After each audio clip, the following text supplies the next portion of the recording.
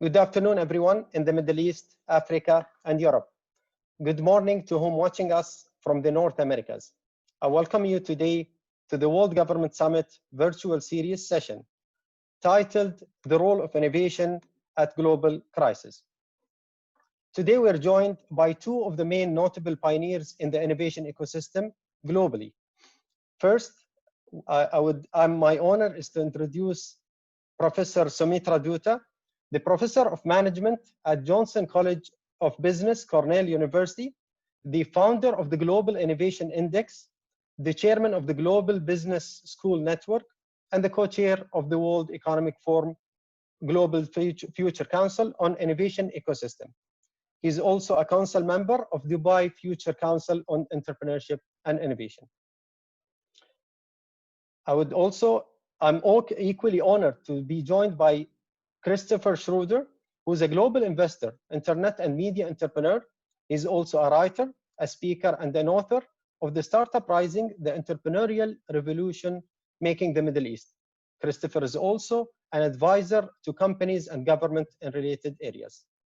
Before we start, I would ask our audience, when sending your questions on the Q&A tab that you would see on your screens, please do mention your name, from where you are, and also as a request, mention which of the innovation ecosystem stakeholder you represent. Are you a startup, a VC firm, you represent the academic sector or the government, private companies, and others? That would be easier for us to know which stakeholder you represent and to answer the questions. Professor Soumitra and Christopher, please, thank you very much again, and it's a great pleasure to welcoming both of you. We will start the session by asking each of you gentlemen to share your thoughts on the global crisis that we are facing from your point of view, and what's the role of the innovation ecosystem during such crisis. Floor of yours, gentlemen. Professor, please. Okay, thank you very much, Saeed, and hello, Christopher, and good morning, good afternoon, good evening to all our participants. So it's a pleasure to be invited to share a few words on this very important subject, I think in a very special time for all of us. I'm sure all of us have been in a number of seminars about the crisis, the pandemic that's happening all around us. A lot of hope is there on the horizon right now in terms of cures and possible remedies, yet there's a lot of uncertainty about what might yet happen. But let's focus on innovation as a theme, something that is very important in this time, especially the time that the world will face as we emerge from this crisis. As Saeed mentioned, I do produce the Global Innovation Index in collaboration with WIPO, which is the World Intellectual Property Organization. And we've been doing this for 13 years. So we have quite a comprehensive database of 13 years to look back upon.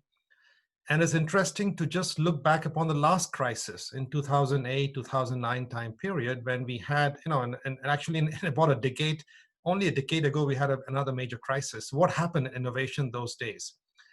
And what is interesting is that in 2008, 2009 time period, many countries, the R&D investments did not actually decrease. And these countries include countries like Argentina, China, Costa Rica, Egypt, France, India, Korea, Mexico, Poland, and Turkey from across the world. In some countries, it decreased for a short time, but came back up very quickly, including Brazil, Chile, Germany, Israel, UK, and the US, Singapore, and South Africa. So what you saw was that there was no decline in R&D investments. Over the last 10 years, the R&D investments has been growing at a rate faster than GDP growth rate globally.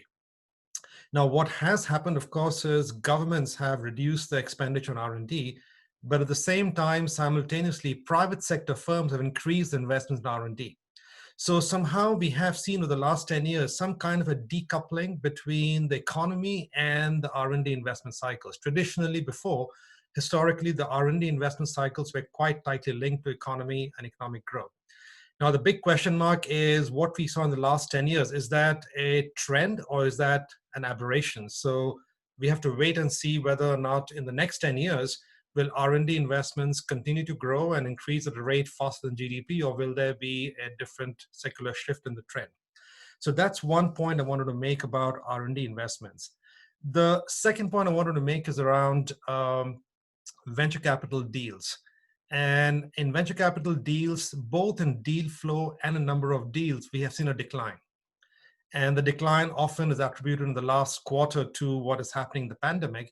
But it is interesting and important to also note that this decline in venture capital deals and number and deal flow was happening already before the pandemic. So, there was a tendency driven by the investment behavior of some investment organizations to focus more on unicorns, to focus more on massive, big investments. And this was, in fact, drying out the investment deals for smaller startups. So I think what's happening in the VC area is a little worrisome on one hand, because smaller companies, smaller VC deals are not as active as before. And remains to be seen how these VC behaviors change in the future. Small startups to, in fact, have the diversity of innovation and thinking. And as we have seen, a lot of the big supposedly unicorns not actually do so well when they went on the stock market, or they have suffered for other reasons. The third and last point in my introductory remarks is about what I would term as the hidden innovation potential that we've discovered. And I think that's a positive news. If you go back and think 2.5 months ago, when we were told, you got to teach online, you got to work from home and so on, there was chaos. A lot of people thought this was impossible. Cannot be done. And 2.5 months later, if you talk to most organizations, not some sectors, retail or some other sectors have been hit very badly, but many other sectors, productivity has not been impacted.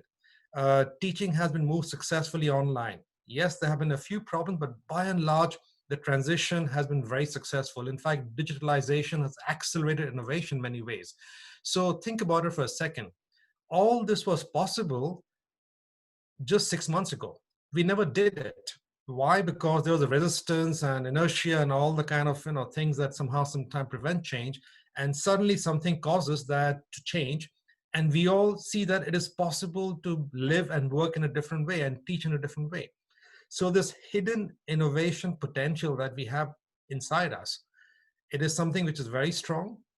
I think it is something for us to leverage, and I hope this pandemic will allow us to leverage it more successfully. Thank you, Said. Well, that was a fantastic opening, and it's such a pleasure to be with everyone today. Let me start with the most obvious thing. My hope is that you, everyone, and your families and loved ones are doing well, and this is a very astounding time overall. And I just want to salute Said and the World Government Summit that is always on the forefront of trying to get us to think in the best of times, and now, of course, is doing amazing work in these difficult times. So I really am an honor to be with you all overall. I think just picking up on what the professor said, and in my world, the lens as a global venture investor overall, there are two things which I'm seeing significantly accelerated, and one of many big questions that I think we're going to have to think a lot about as we look at the world going forward, for which there is both challenge and opportunity like so much in life. I mean, the first great accelerant, as the professor suggested before, this was well true 6 months ago, is the fact that the world has access to technology and the world is unleashing innovation in every corner of it because of that. I get asked quite often, what is the most important tech phenomenon in the world today? And I could talk about AI and genomics and many interesting things we will touch on to me. But to me, the least understood and the least talked about, particularly in the West, change is the fact that you have 60, 70, 80% of humanity with access to supercomputers. And we now have world-class innovation countrywide, regionally, and now even a new definition of globally, which I think is only going to be accelerated by what we've just seen happen with this terrible disease. The second is what the professor touched on overall, because I think we in this audience take a little bit for granted virtualness. But in point of fact, we truly have had 5 or 10 years of a behavioral shift in about 2 months, right? We all are comfortable doing all the basic transactions and video conferencing and so on. But we have to remember, in India right now, less than 5% of all retail is digital. In the United States, less than 12% of all retail is digital. And so we have a long shift that's happening. And now all of a sudden, hundreds of millions of people around the world at any age demographic in any area overall are, in fact, using video conferencing and realizing it works. They are using commerce, realizing it can work.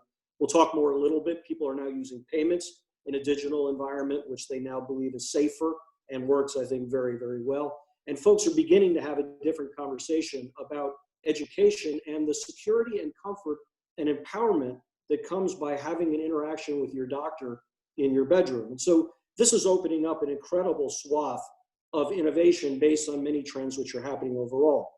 But again, there are many big questions that we have to think about in this as well, because flawed in everything I've just said is the fact that many, many people in the world to this day do not have access to the technology. We're talking about 2 billion people who are not part of what we have just been describing right now. And I think particularly in America, we have talked a lot about digital divide over the years, but I think it's now become a digital necessity, because the fact of the matter is, if you say to someone you don't have access to the basic technology tools in the shift that is happening right now, it's like saying to them, yes, you can go work, yes, you can go to school, but you're not allowed to get on a road. And obviously that's untenable in a physical sense. And I believe it's opening up a much bigger question in the virtual sense as well that is being unleashed, I think, at this time. And so I'll stop there as we get into some of the specific questions. But these are some of the issues I'm thinking about as I've been looking at innovators around the world. Thank you very much, Chris and Professor.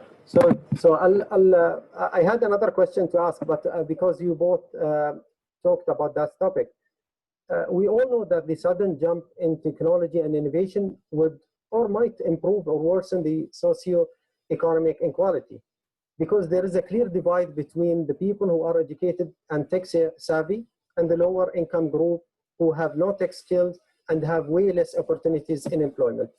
I'll first ask the professor would be asked first for his thoughts. What could innovation ecosystem stakeholders such as governments, education institutes, startups, and other stakeholders do to ensure that opportunities are spread, regardless of the income level of people? Yeah, thank you, Saeed. So, as you mentioned in the introduction, I was a chair of the World Economic Forum's Global Agenda Council Innovation. And one of the themes we discussed last year very simply was that innovation systems have by and large been successful. So many parts of the world have succeeded in creating innovation ecosystems. And there is some kind of a playbook, if I can use a term, for forming innovation ecosystem. But many of the innovation ecosystems have a big problem in that they're not really inclusive in multiple ways. Inclusive in terms of either kind of people have access to funds, access to those kind of resources, inclusive in terms of kind of impact they have on the local communities. We know in many of these successful innovation clusters, a lot of the local residents, for example, have been driven out of their homes because they cannot afford the kind of high rents that have been caused in those regions and so on. So one of the big challenges we have is how do we make innovation more inclusive? Now, a lot of different factors go into play out there, links to technology access. As Christopher mentioned, a large proportion of the population, even today, doesn't have access to the internet. Globally, about 43% does not have access to the internet. And I was reading somewhere that even the US today, one of the most advanced countries in the world, about 22% of households don't have access to the internet. So in some sense, they cannot have online teaching and other things delivered at home. So there's a number of factors to be addressed. But to answer also your question about what can be done, I think action can be taken by all the different sort of stakeholders you mentioned. For example, governments. Governments can use procurement, government procurement policy to support innovative startups, to actually make innovation more inclusive. And actually you can have a lot of supportive policies implemented by governments to make the innovation ecosystems more inclusive. So each one of the stakeholder groups, education, private business, governments, they all have roles in driving more equality. Thank you very much, Professor. I'll ask another question to Chris. We all know that it's a repeated phrase that everyone says after any global crisis, that the previous global financial crisis unleashed some of the most interesting innovation of the decade, including Uber, Airbnb, and others. The question to you, Chris, what from your point of view are the sectors that entrepreneurs are going to tackle this time around? What do you think is the most ripe for improvement and disruption? And many would ask or would say the standard answer like e-commerce, edtech, and the future of work. But yourself, what do you think the lesser known areas that are are there to ripe for disruption?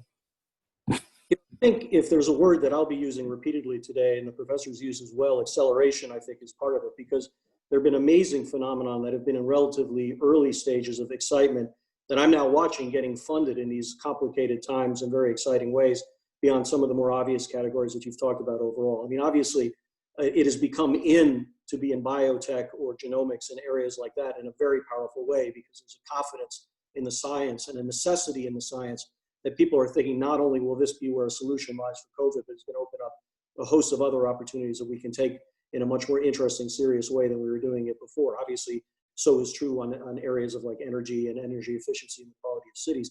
I've seen some spectacular companies now that are looking greatly at food access and food security. So the quality of food, the safety of it, the veracity and honesty of what it is that you're getting there, the delivery and the ag logistics, I think are just being rethought in very powerful ways that have been brought front and center as supply chains have been a problem overall. But I think the greatest accelerator that I love watching, because I think its impact to touch so many lives, as we've been alluding to a little bit before, is going to be in the area of financial inclusion. And so again, this has been in process before, but the fact is credit cards are being leapfrogged around the world. There will not be a necessity for credit cards in many areas overall. Right now, competition are being compelled, and consumers are being compelled to actually use digital money in ways that, Brazil had done this earlier, India had pushed for it earlier. Now in the Gulf countries are saying no cash because it's more efficacious to do that. And when people get comfortable with mobile money, they don't want to go back. And it means in many parts of the world where 70, 80% of the population has never really been banked, never really had access to personal or small business credit, now there's an efficacy and a way through data to not get bogged down in old kind of bureaucratic processes or credit scoring, but now opening up a potential which will then have multiplier effects as you're effectively unleashing literally billions of additional consumers and people who are contributing to the economy. I take a very interesting look at some of the areas that historically have not been very successful as venture investments. In telemedicine, frankly, and education digitally, there have been some exciting companies, but it's a little bit slow. So I think what's going to be exciting is not necessarily just to think only about the companies that are doing things in those areas, but asking real human behavior questions of what does it mean to be educated? What skills do I need to win in the job market? Will employers give credit to these kinds of skills done in a new and interesting way? Is a 4-year education really relevant, generally speaking, for very particular people? What are the trade-offs of telemedicine in terms of what it brings, but how we can actually have that physical contact as part of it? And so I find that very, very interesting to think about in spaces which earlier on, the batting average was a little bit mixed on their success. Thank you very much, Christopher. Professor Soumitra, I have a question on in terms of government. So governments have taken major actions to mitigate the effect of this pandemic, one of which shifting the entire academia sector to online learning. While this is an option for learning to continue, it will severely affect the concept of open innovation, whereby innovation and creativity is boosted when people interact with each other and meet with each other. The question is, how do we sustain the rise of innovation during such times and post the pandemic, especially in the academic sector? So that's an excellent question, because innovation requires a sharing of ideas. So sharing of ideas is critical for innovation.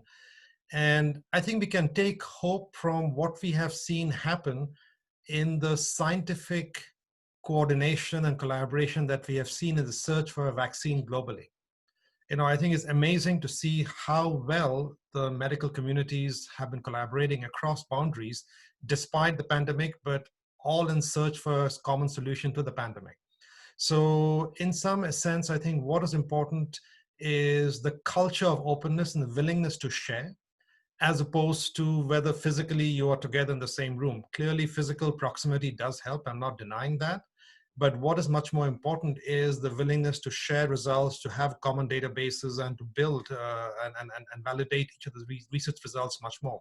You can be in the same room, but not be willing to share. And that doesn't necessarily help. I think the key issue is be willing to share. And I think as long as that sharing is encouraged and sharing is not discouraged, I think innovation will continue.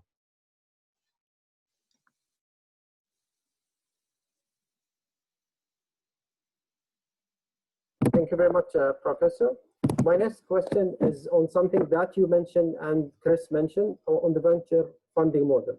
So many have been saying that the venture funding model is leaning for solving Western or even Silicon Valley problems and misses out on innovating for the whole world as a result.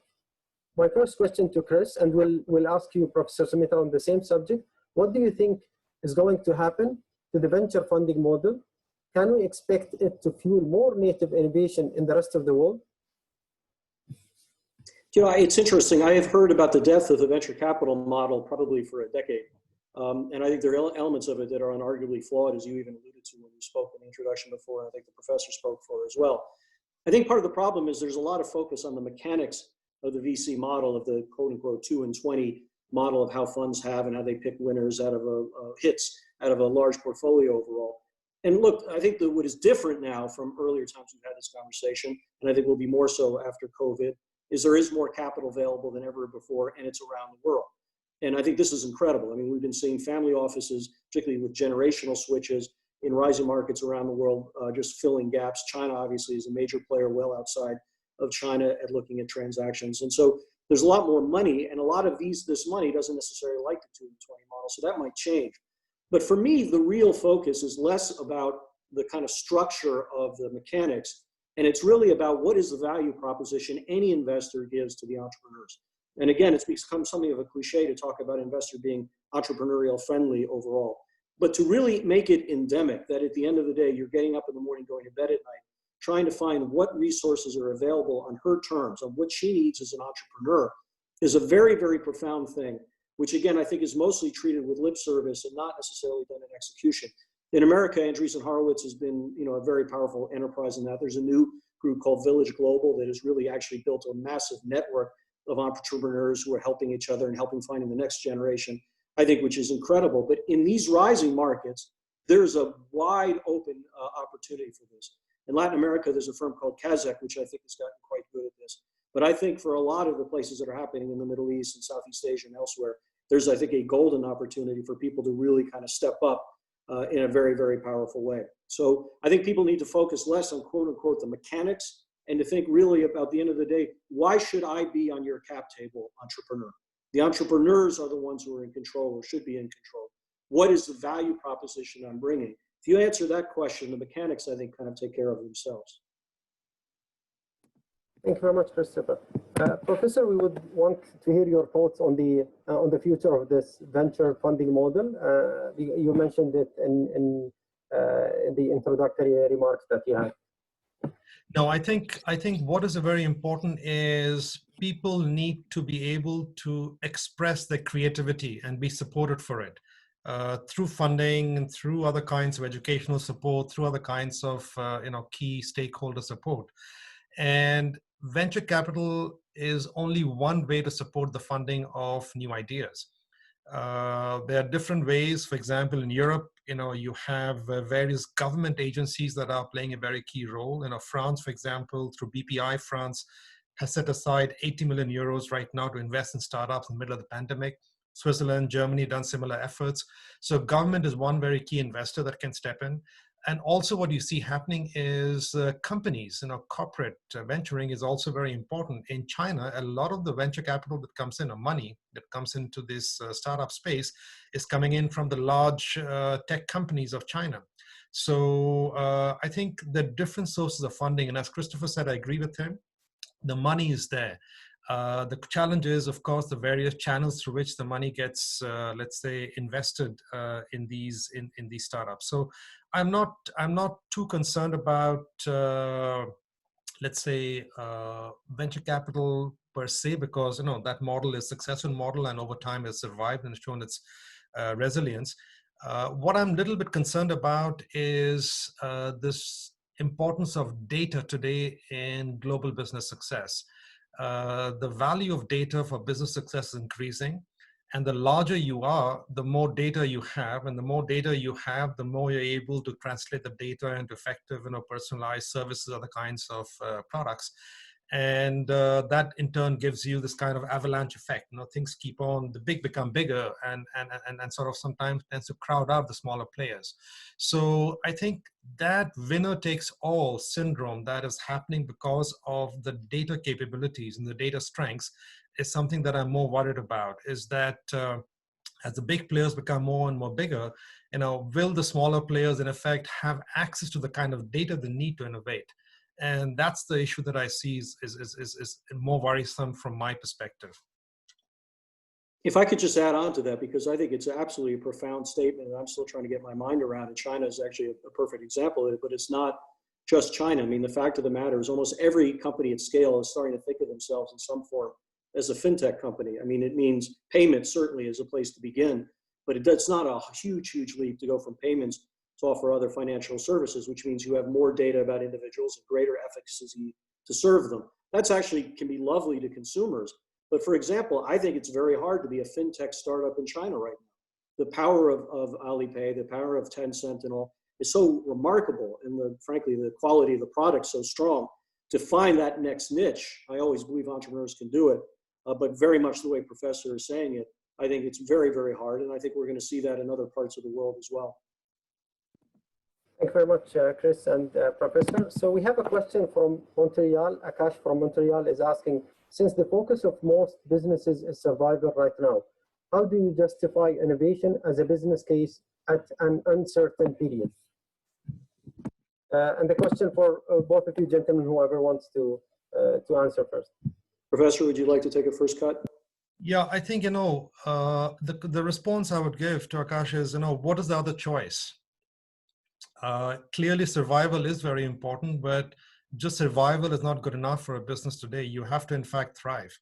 And it's in moments of crisis when there are also opportunities. And you have to be able to not just only become more efficient and, in multiple ways, but you also have to find ways to unleash the creativity of people, to be able to, leverage new opportunities that arise in the marketplace. And for that, you have to innovate. So I think the mindset is more a question of mindset. The mindset has to be focused on innovation and growth and success, while, of course, balancing to the degree required, your short-term considerations. But I think the data shows the private sector does step up to the opportunities that are there afforded today by technology changes and other kinds of global opportunities. And the private sector, I'm sure, will continue to do so. Some will win and others will not. And that's absolutely right. And I think the last point needs to be driven home. If you do not innovate, so help me, your competitors are, or the new competitors are looking for the very place where established enterprises are sitting on their laurels, because that's the place where they can hit, in very, very hard and very interesting ways. So the presumption that somehow in a crisis that we can just sort of kind of get through it alone, when at the same time you have an environment of innovators now coming from around the world, looking for those niches of opportunity, one is flawed. But secondly, on top of that, too often, I think particularly more established enterprises have known for a while that they've had challenges they need to innovate on, but they've been able to sort of, because of their size or scale, navigate it. Now, as the saying goes, the tide has come out, we see who's swimming. These business models that we thought might last another 10 years may not. And so it really is an element of necessity competitively, as well as the reasons that the professor, I thought, outlined quite well. Thank you very much, Christopher, and thank you, Professor. So we have a question from South Africa. Question says, there is a big debate just starting now about the intellectual property in a COVID-19 vaccine. Some argue that no patent should be permitted to ensure affordable access to all. Others argue that patents are essential in the pharmaceuticals industry to justify the necessary investment. Is there a way to square this article? And I'll start by asking Chris to answer this question, then I'll move to Professor Soumitra on that.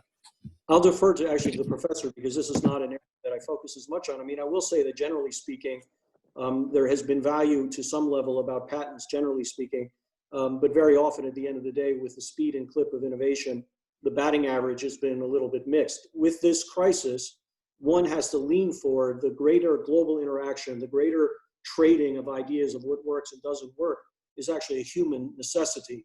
And so I would probably lean very aggressively in a more open approach to this, but I'd like to hear what the professor says. Well, I think it's an excellent question, and it's a question that has, been, challenging many decision leaders and government leaders around the world, not just in the crisis, but even before the crisis. And I think that it raises the fundamental, let's say, balance that we adopt across people versus economy, or economic reasons versus lives of people and well-being of people. And clearly, I think what the pandemic has shown is that human lives triumph economy and economic focus. So in some sense, I think that would, at least my personal position is that we have to find some ways to compensate the people who are investing in that research and development to create the vaccine and make it widely available. Because the whole patent system was designed to do something, was designed to support investments in R&D required for innovations, with the hope that the patent system would grant the inventor some kind of a period in which they would extract some returns for the investment. So as long as companies are given the incentives to invest by governments, by other kinds of stakeholders, I think certainly the results of that should be made available to everyone at a more affordable rates. And that will require some kind of perhaps rethinking of how we think about IP today in many cases. And I think IP has often been misused in many cases for legal reasons, for finding other kinds of defensive lawsuit protection kind of reasons. But I think we have to start focusing on people's lives as the priority. Thank you very much, Professor.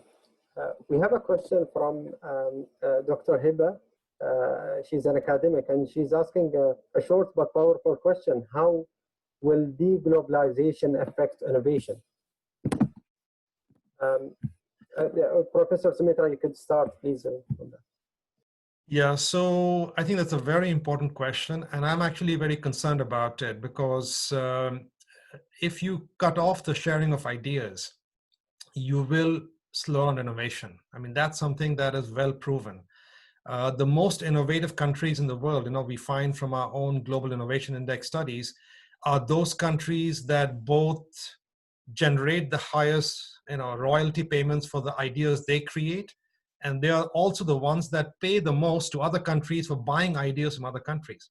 So no one country produces all its ideas. So you have to, in fact, take the ideas from other people, incorporate them, improve upon them, and then create your own new ideas other people actually want to buy from you.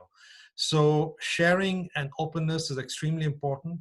And I sincerely hope that this trend towards decoupling will reduce, because if it carries on in the current trend, I think it's bad for innovation globally. I could not possibly agree more. And I think this is one of the great central questions of our time, that is not just about sharing in IP and technology, but it's becoming the broader central question about how we wish to engage with each other at a global level, economically, politically, and beyond that right now. Look, if you've ever needed an argument as to why we need to be globally connected, I think COVID is exhibit A. I think it's crystal clear that the lessons learned, not just from IP and drug-related area, but best practices about how to think about the economy, the mistakes that we make, as well as the successes we have, are incredibly powerful. I think the newer generation understands this and has been leaning more to a greater expanse of global engagement as technology effectively eradicates borders at this level. At the same time, it is more politically expedient to be able to say, I want to pull back. I want to sort of look inwards right now. And it worries me greatly, because look, I don't have a problem. Countries should absolutely look at this as an opportunity to rethink, their supply chains. I think it's a very good opportunity to rethink food security. I think there is an incredible, interesting thing of issues that have been uncovered by this that do need, quote unquote, domestic looking. But if that turns into a writ large view of effectively having this balkanization of across our efforts right now, we will be minimizing the very thing that I think has been essential to the more positive aspects of where we are today, which is the fact that talent is everywhere, ideas are everywhere, lessons are to be learned everywhere, markets can be exchanged everywhere more cost effectively than ever before. And we would be making, I think, a critical, flawed decision to turn inward as opposed to embrace what this moment, I think, has instructed us. Thank you very much, Chris. Again, Chris, a question to you. In light of the financial constraint that this pandemic imposes on both governments and the private sector, and the potential changes in investing in innovation and startup mindset, can we really expect the innovation ecosystem to receive sufficient funds to continue their roles? And if not, how can governments make sure that this role is still active? I think Professor Soumitra answered this actually quite well before in terms of the kind of balance between what different aspects are really facilitated by government versus what has been happening anyway by the very nature of the private sector and universities and other areas in the broader sense of ecosystem overall. I'm not worried about money finding great ideas.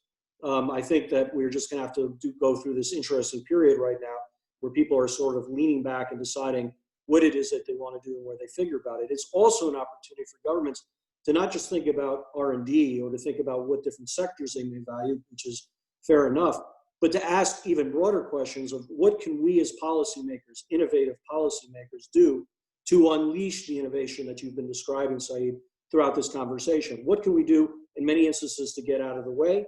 What are things that we can do that really sort of can encourage young people around the world to really have the access to information, access to data, access not just to money, but expertise to be able to succeed. And the fact is, too many governments around the world, could frankly learn from UAE. They could learn from other places about what are best practices to incorporate, because honestly, more often than not, they tend to be ankle weights on great entrepreneurs who are trying to have innovation run very quickly, as opposed to some of the jet fuel or the runway that could allow them to succeed better.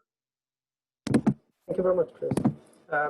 Professor Soumitra, we have a question from Professor Melidina. She's asking, historically, the innovation that governments invested in, the basic research, is that from which the technology on which other innovations have been built on, like internet, pharma, and space. But this has time lag. It has changed. How can we future-proof research and development investments? And what is the role of the government, or how do we get the private sector to also invest in the basic research? So I think today what you're seeing, by the way, and it's a very good question for how R&D is managed in countries, there is a need for more R&D investments in universities. And if you take, for example, one of the classical, top schools like, let's say, Stanford University, which is at the heart of Silicon Valley, the impact of all the R&D investments that the government has made through its agencies inside Stanford University is not directly in the patents that Stanford University professors have created. No, but what it has changed is the engagement of the Stanford University students in the research programs run by the faculty out there. And these students have gone out after graduation and created very successful companies. So it's a culture of the students that actually gets changed, and they learn about research and research methodologies, and they create many more companies and many more jobs. So I think it's very important for government to keep on investing in research through the university network. Yet at the same time, I think private sector also has to keep on investing in R&D. I think, the amount of investment in R&D as a proportion of GDP is very low in many countries. Only if you look at global figures, 2 countries dominate the whole global expenditure in R&D. It's US and China. And the amount of investment happening in other countries actually is very, very low. So private sector needs to step up. And I think the government can also do a lot to encourage the private sector to do more investment in R&D by, for example, supporting laws and more clarity on what is investment expense and what is not. I think that's very powerful. A quick add-on, if I may. Sometimes the debate was often about the quantity of research rather than the quality of research. So for example, people often say there's just significantly more AI papers coming out of China. And in fact, one should focus not on the quantity of the papers, but literally what is applicable and what's powerful. And in that area of quality, I think in a lot of rising markets in particular, if you talk to some of the best entrepreneurs who have now scaled up and the ones who are trying to compete and come into it, like to find great data scientists and find great engineers in AI is really, really hard. And so to have some focus about the quality of the intended result in certain key areas that most countries know will be a central part of what is coming in the 21st century, I think is important. Now, you can partner and you can outsource, and I've seen great enterprises in Southeast Asia that do great technology partnerships in India, and many that have been using partnerships in America and China. But the fact is that this need of talent that can unleash the kind of innovation we've been talking about today is also going to take some concerted focus on a quality outcome, not just the mere act of dollars, and not just the mere act of the quantity of the research. Thank you very much, Christopher and Professor. So my next question to you, Christopher, there would be a shift. I'll shift the topic from investing to other topics that we mentioned to the topic, the important topic of mindset. The common thing that the whole world has now is the uncertainty of the future and the present, as the whole world is working together to defeat this shared enemy. We do not know how long this battle will last. I read an article on April 29, 2020 on the Entrepreneur that states the necessity of shifting our current mindset to the new world that we are facing. The question to you, Chris, how we can shift our mindset to first accept the new changes and work on continuously growing and accelerating the growth of our innovation ecosystem? It's a very powerful question. And I think one of the weights on a shifting mindset throughout history is that there is a proclivity of human beings. I mean, actually, neurologically, this is proven to think no matter what circumstances come, the next 5 years will be like the last 5 years. And so that there is a temptation, I think, generally speaking, to sort of think that which we're familiar with is going to be some similar version of it going forward, which it invariably, and particularly recently, rarely is. I think it's actually compounded with COVID, because I think there's an incredibly, again, natural human desire to get back. It's not necessarily to get to new, but it is like, look, man, I just want to get back to what I want. And by the way, if you look at the month after the end of World War I, if you look at the month after the end of World War II, fundamental structural shifts were forever with us. In the case of World War I, the Soviet Union was created. America came out into the world. And yet you saw people, one, rushing to the cafes as soon as they could get there, and many governments trying to recapitalize on whatever imperial loss and the imperial model that had come before it. So I think for all of us, entrepreneurs have this opportunity in particular, but I think this is a societal opportunity, is to ask ourselves some big questions, not just about how can we get back, but that we've just learned things about business as usual that we've understood aren't working, that are not necessarily what we want our individual societies or even global engagement to be. And now we have an opportunity to look at those, not in just some abstract sense, but in a concrete way that we can look at problems and go at them, which of course is what entrepreneurs do best. Thank you very much, Christopher. Professor, you have a question from Latin America, from Venezuela. How the top leadership in the world can increase a collective effort to impulse the innovation in order to beat the disease and strengthen the public governance after this pandemic? I'm not sure I got the first part of the question. How governments can play a role? If you don't mind repeating it. How the top leadership of the world, including governments and private sector, and academia, of course, Professor, is big. It's a very good question, especially because solutions to situations like the global pandemic require a global coordination.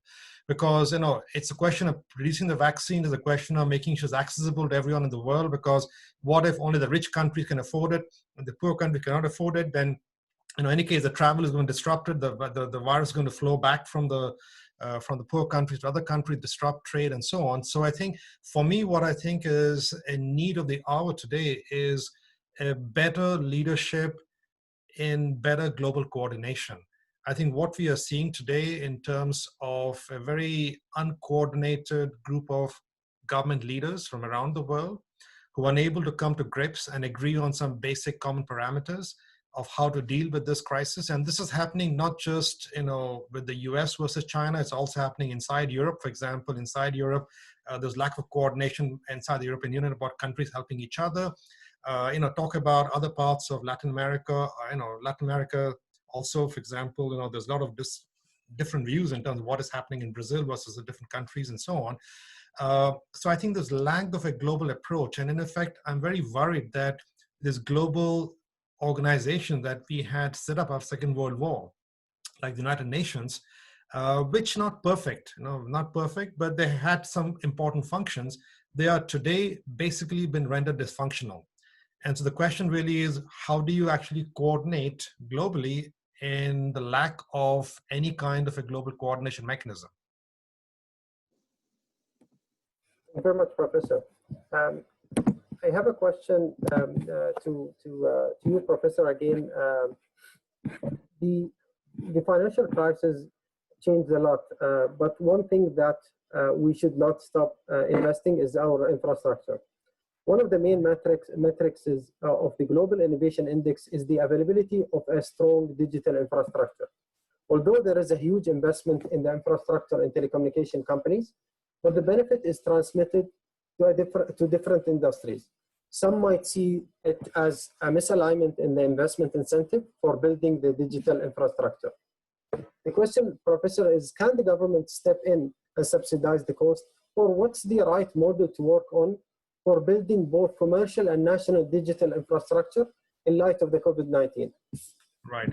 So I think that's an excellent question. And this question applies not just telecoms infrastructure, applies to any general infrastructure of the country, like let's say, for example, railways. So I think there was a move towards privatization of infrastructure companies. And in fact, what has been happening today, people are questioning whether or not that privatization actually worked or not work. You know, for example, in the US, AT&T was broken down. And then once again, now there's a reconsolidation and we have come to a similar situation as what it was probably before. So I think there is a question mark about how we support the investments in the infrastructure required for future development. And some kind of government participation is probably required, especially for the leading edge, next generation technology. Some countries, like for example, Singapore, have had explicit government roles to coordinate the investments required to move the country to the next level of, let's say, investment in the infrastructure. So I think that is extremely important. We need the government participation out there. But one important point also is that I think telecom companies in particular could have done more to become more innovative. If you take, for example, classical example in this case is WhatsApp. WhatsApp is used by so many people around the world. WhatsApp does more messages than all the telecom companies combined together by a factor of probably 2. And why did this company come and dominate the segment out of the blue when telecom companies could have done probably something similar? So the whole issue really is the telecom companies in general have probably been not as innovative as they could have been. And I think they have often, in many cases, missed opportunities in the past. Thank you very much, Professor. Chris, we have a question from Tama asking, what is the impact of physical distancing on innovation and innovation events globally? I don't think I've seen any data of any problem that has come with that overall, except that there's a very interesting series of data points that I've actually gotten talking to entrepreneurs in China. And I've spoken to a whole bunch of them in tech companies about what was the biggest challenge about being virtual only and what was it like to come back. And to a person, they said, our culture suffered. Not necessarily the innovation, not necessarily the sharing, because many companies have engineers and innovators all over the world. But we lost something in physical contact that we just couldn't go in and solve a problem very quickly. Little dynamics would build up that didn't necessarily get themselves opened up over Zoom or whatever the equivalent was. And as you know, essential to a great company is its culture. And the ability to have quick problem solve and not let things fester can be very powerful. And so I think there's a balance between the power of virtualization allows any talent anywhere to be able to work together in very, very powerful ways. A little bit, I think, in the social distancing world, there's been that kind of connective tissue, the physical contact of brainstorming at different kinds of events also that you lose. But frankly, it's been really, really effective overall. And I think it's going to be one of the big questions that people are going to talk about, as talent is, of course, everywhere. Thank you very much, Chris. Professor, we have a question from the UK. It's a long question. I'll quickly say it. What is the role of the public and private sectors in R&D investment? And do you agree that the private sector should invest in the early stages in R&D, or they should play in commercialization of technology and scaling up? Also, the question goes on and saying, do you think governments should be aligned in the interest of governments and interest of companies should be aligned in providing those fundings that would help the challenges, the economic challenges in the country, as creating jobs, establishing industries, and exporting? So I think the 2 or 3 questions out there. Let me see if I can answer briefly, because I know we're coming to the end of our webinar. Yes, the government should play a role in supporting innovation in the country. So I do believe the government has a strong role. I'm not in favor of the government not playing a role. I do believe that countries should aim to have strong national champions. I know this is a little controversial, this theme, but at the same time, I do believe that the brand of a country is built by companies. Even today, even though IBM is a global company, IBM is an American company.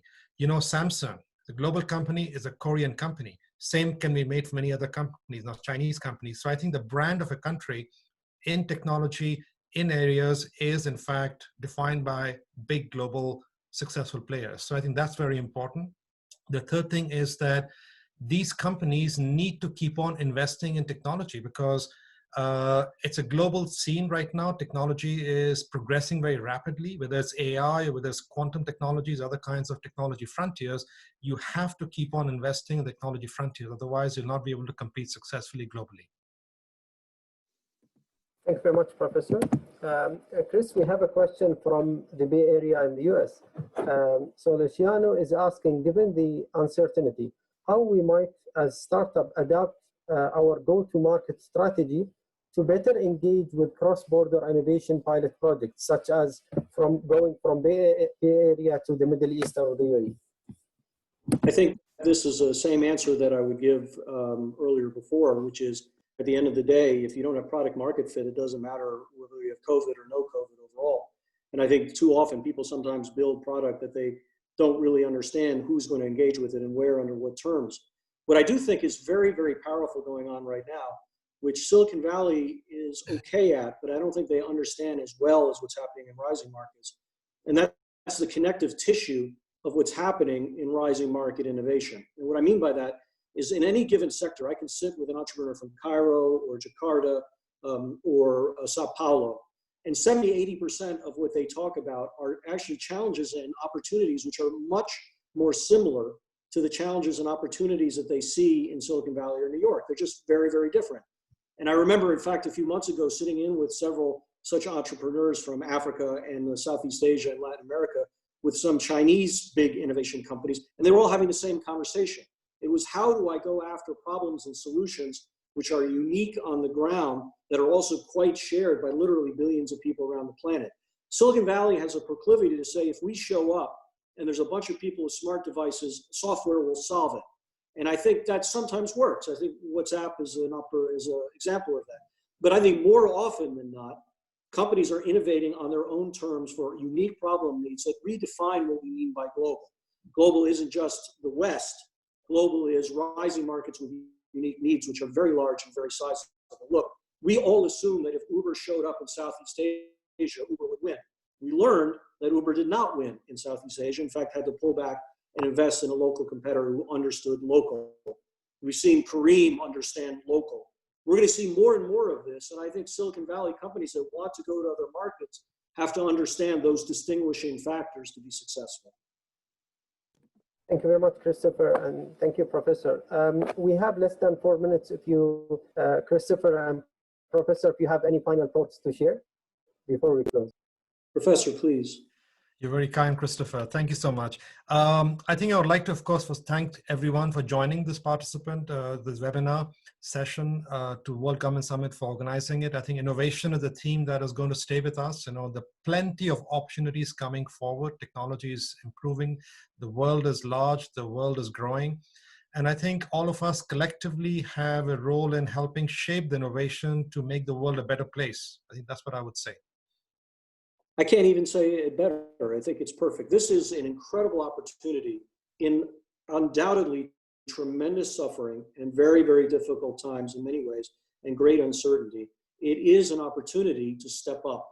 All of us in our lives, day to day, who we touch, who we can be with, all of us as innovators, any of us as investors, anyone who really wants to be the best in public policy has an opportunity to take this learning and to go out and do some amazing things that, again, we may have talked about before, but are at a whole different level of acceleration than we can do right now. And so we have to walk very humbly, but at the same time, it is a moment. And I think it is how our generation collectively will be judged. Again, thank you very much, Professor, and thank you, Christopher, for your time, for accepting to be part of the World Government Summit virtual series. I hope that after this pandemic, we'll be all and everyone will be with the participants here, at least meeting in person, and hope also to see you all in Dubai. Thank you again very much for your time. Thank you. Very much. Thank you very much. Thank you. Thank you, everyone.